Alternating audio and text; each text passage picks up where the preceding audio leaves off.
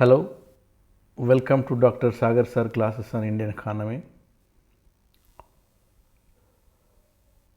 ఈ క్లాస్లో మనము ఎకనామిక్ సర్వే అంటే ఆర్థిక సర్వే బేసిక్స్ చూద్దాం.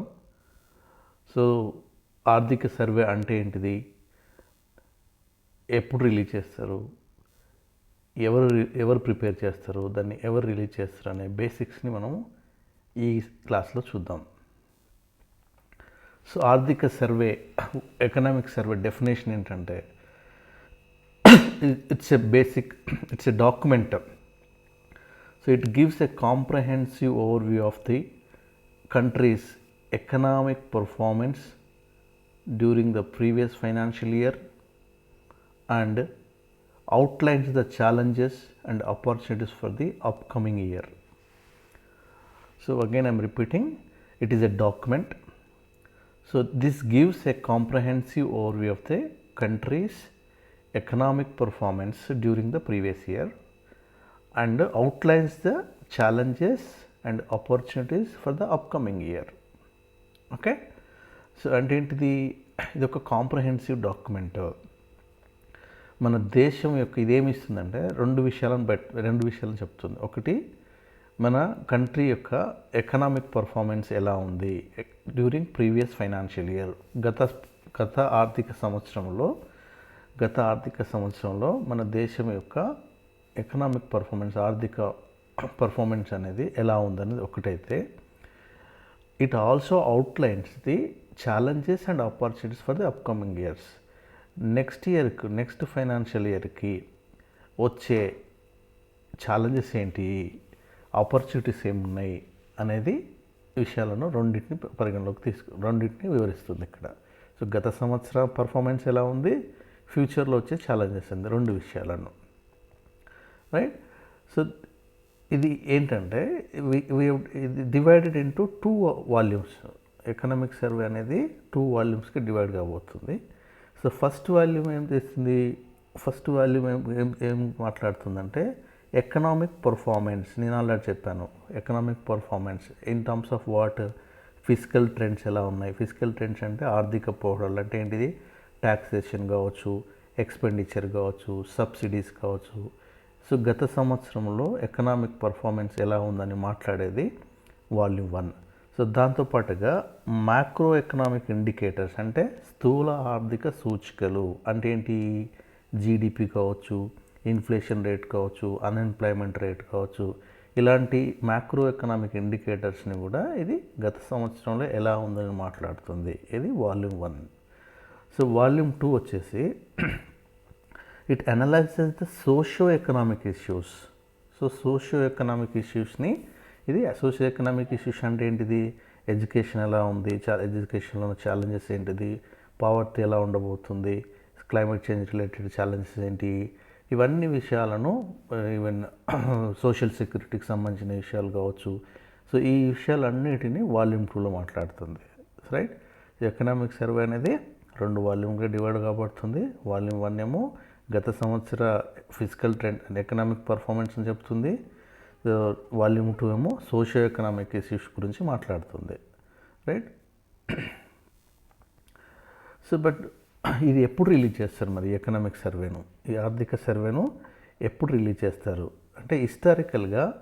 సో ఇది ఎకనామిక్ సర్వే అనేది అలాంగ్ సైడ్ యూనియన్ బడ్జెట్తో పాటే పెట్టేటోళ్ళు ఇంతకుముందు. సో ఇంతకుముందు ఎకనామిక్ సర్వేను యూనియన్ బడ్జెట్తో పాటే ప్రజెంట్ చేసేవాళ్ళు. కానీ 1964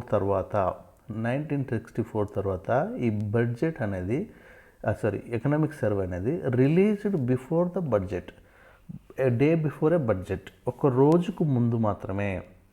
బడ్జెట్ ఫిబ్రవరి 1కు రిలీజ్ చేస్తే, అంటే ఫర్ ఎగ్జాంపుల్ ఫిబ్రవరి 2కో, ఫిబ్రవరి depends.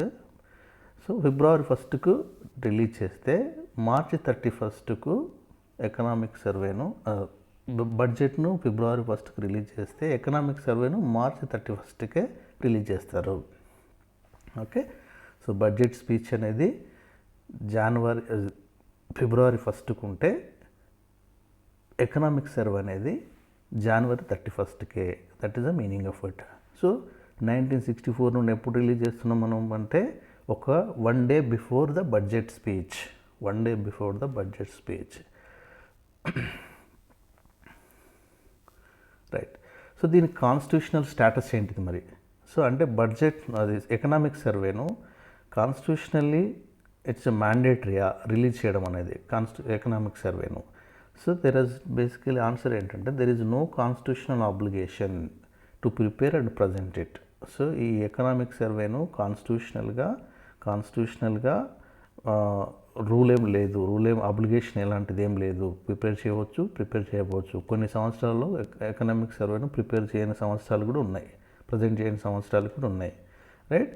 So this is the legal status of the economic survey. Next, దీన్ని ఎవరు ప్రిపేర్ చేస్తారు మరి ఎకనామిక్ సర్వేను? సో ఈ ఎకనామిక్ సర్వేను it is basically prepared by economic division of the department of economic affairs and it is headed by the chief economic adviser. So దీన్ని ఎవరు prepare చేస్తున్నారు? ఎకనామిక్ డివిజన్ అని ఉంటుంది. ఆ డివిజన్ దేని కింద ఉంటుంది? డిపార్ట్మెంట్ ఆఫ్ ఎకనామిక్ అఫైర్స్ అనే డిపార్ట్మెంట్ ఉంటుంది. ఆ డిపార్ట్మెంట్ ఏ మినిస్టర్ కింద ఉంటుంది అంటే ఫినాన్స్ మినిస్టర్ కింద ఉంటుంది. సో ఈ ఎకనామిక్ డివిజన్ ఎవరు లీడ్ చేస్తారు అంటే చీఫ్ ఎకనామిక్ అడ్వైజర్. సో దీన్ని ప్రిపేర్ చేసేది ఎవరు ఇప్పుడు? It is economic division. దీనికి హెడ్ ఎవరు అంటే చీఫ్ ఎకనామిక్ అడ్వైజర్. సో ఈ ఎకనామిక్ డివిజన్ ఏ డిపార్ట్మెంట్లో ఉందంటే department of economic affairs. Right. So this is prepared by economic division. So release ఎవరు చేస్తారు అంటే ఫినాన్స్ మినిస్టర్. ఎప్పుడు రిలీజ్ చేస్తారు అంటే a day before the budget speech. Budget స్పీచ్కి ముందు ఒక రోజు ముందు ఈ ఎకనామిక్ సర్వేను రిలీజ్ చేస్తారు. సో ప్రిపేర్ చేసేటోళ్ళు వేరు, రిలీజ్ చేసేటోళ్ళు వేరు అనే పాయింట్ గుర్తుపెట్టుకోండి ఇక్కడ. Right. So one more important point you need to remember is budget అనేది it is labelled after next financial year. అంటే ఫర్ ఎగ్జాంపుల్ 2025-2026 అని బడ్జెట్ అని రాసి ఉంటుంది. Budget year financial year 2025-2026 next financial ఇయర్కు రాసి ఉంటుంది. కానీ ఎకనామిక్ సర్వే పైన ఏం రాసి ఉంటుంది అంటే it is labelled after previous financial year. అంటే ఏంటిది? 2024-2025 example. Right. So next financial year అనేది 2025-2026 అయితే ప్రీవియస్ ఫైనాన్షియల్ ఇయర్ ఏమవుతుంది అంటే 2024-2025. సో ఎకనామిక్ సర్వే మీద ఏం లేబుల్ అయి ఉంటుంది అంటే ప్రీవియస్ ఫైనాన్షియల్ ఇయర్ లేబుల్ అయి ఉంటుంది, దాని మీద రాసి ఉంటుంది. సో ప్రీవియస్ ఫైనాన్షియల్ ఇయర్ అనేది దీని మీద రాసి ఉంటుంది. Right. So these are the basics which are essential to understand the upcoming economic survey. Right. So thank you again. Please like and share my videos, and also I am requesting you to subscribe my YouTube channel. So this helps me to prepare more videos. Thank you.